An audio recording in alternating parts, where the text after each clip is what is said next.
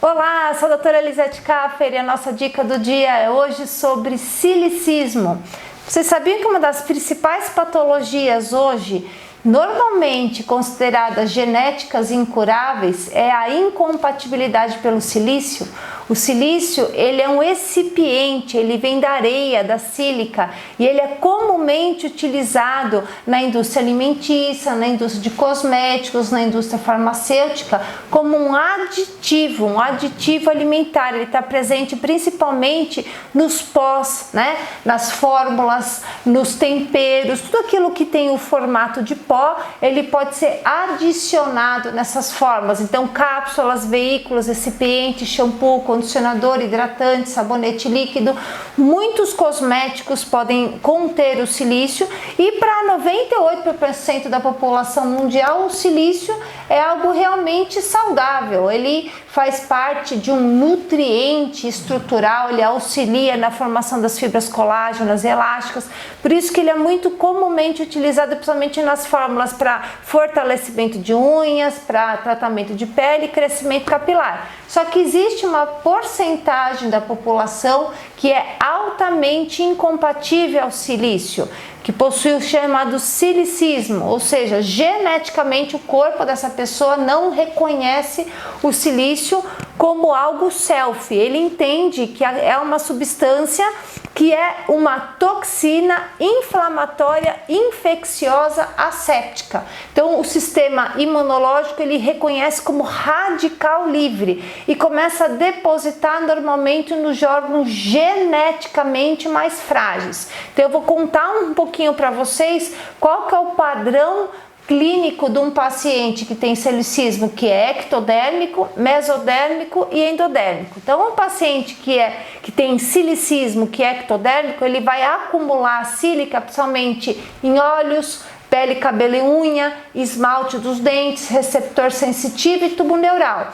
E ele vai captar abundantemente mais a poluição eletromagnética e a radiação. Por quê? Porque a sílica, o silício, é o que vai ser feito a fibra óptica. Então ele é um excelente condutor, então ele aumenta a captação tanto de radiação do subsolo, então fenda tectônica, lençol freático, né, presença de ducto petrolífero ou até rede de encanamento de esgoto subterrâneo que passa debaixo da casa. A pessoa que é portadora de silicismo, ela começa a captar essa movimentação do subsolo e ocorre o que? Um subterfúgio, um consumo de elétrons. Então aquela pessoa que, de acordo com o ambiente que ela se encontra, ela muda de humor muito rapidamente. Pessoas que estão alegres, contentes, de repente ficam depressivas, ficam ansiosas, elas possuem muita irritação ocular, podem apresentar hiperacusia, elas sentem os ruídos, os barulhos aumentados proporcionalmente às outras pessoas, apresentam fragilidade nas unhas, fragilidade no cabelo, a pele muito seca. Então, no paciente ectodérmico, a maior blindagem que a gente tem que fazer é justamente testar água, cosméticos, produtos de limpeza, produtos de higiene pessoal, porque ele vai se contaminar mais pela superfície de absorção corpórea e também vai excretar essas toxinas também pela pele. Então, a melhor técnica de aterramento, de tratamento, são os banhos de imersão.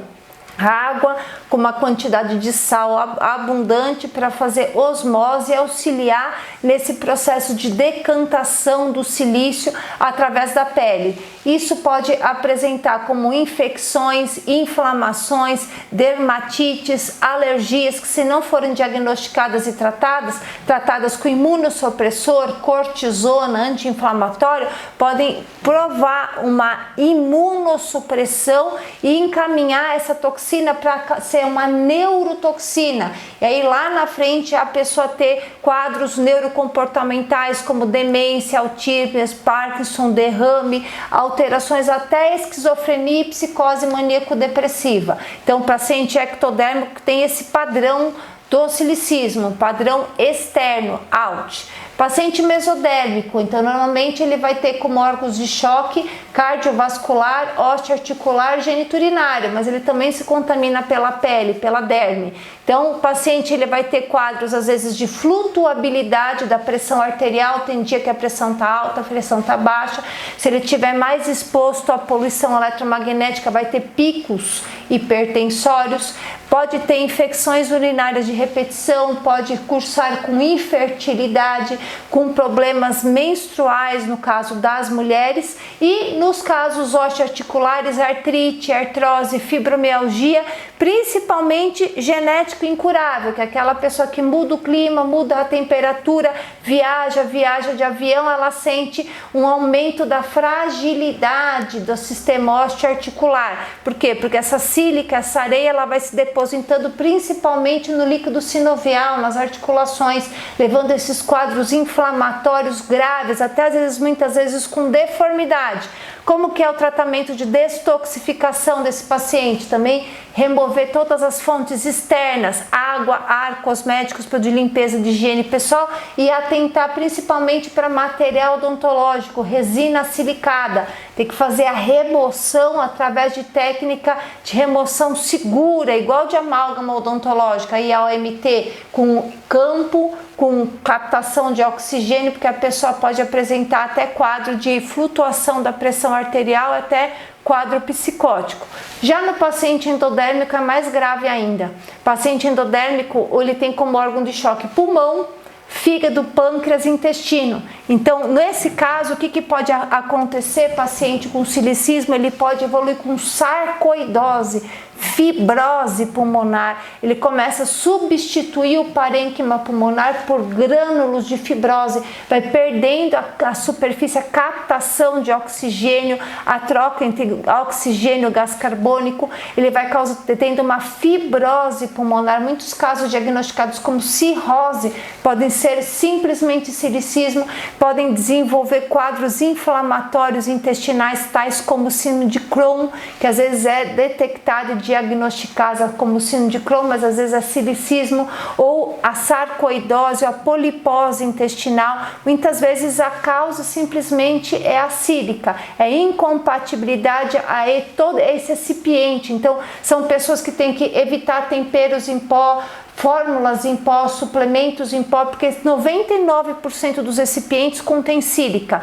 Nesses casos também tem que tomar cuidado com os suplementos à base de pó vulcânico, que os pós vulcânicos eles são ricos em sílica, em silicismo, então é altamente contraindicado.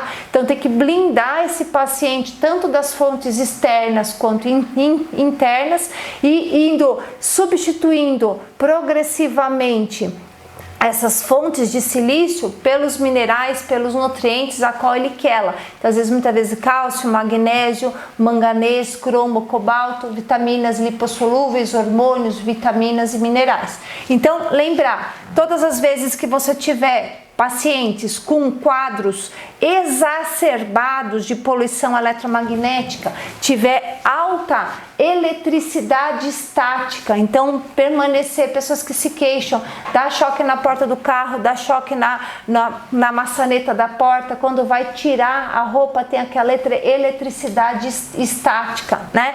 Tem sempre o cabelo com frizz, ou pessoas que perderam muito cedo a coloração, tem canice, cabelos brancos precocemente, ou tem quadros de arritmia cardíaca, de epilepsia, pequeno grau, grande mal, que não controlam com antiarrítmicos, pessoas com quadro de flutuabilidade do neuroemocional, depressão, irritabilidade, ansiedade, insônia, fadiga, que se queixam de memória, concentração, atenção, calma, paciência, que apresentam surtos de hipoglicemia, que tem quadros de problemas digestivos flutuantes, às vezes come uma coisa, faz bem, a mesma coisa em outros momentos faz mal, pessoas que se queixam facilmente de fadiga, de repente está super bem, de repente é como se puxasse ela da tomada, quadros de zumbido no ouvido, tontura e vertigem que não respondem ao tratamento convencional, você vai pensar em silicismo.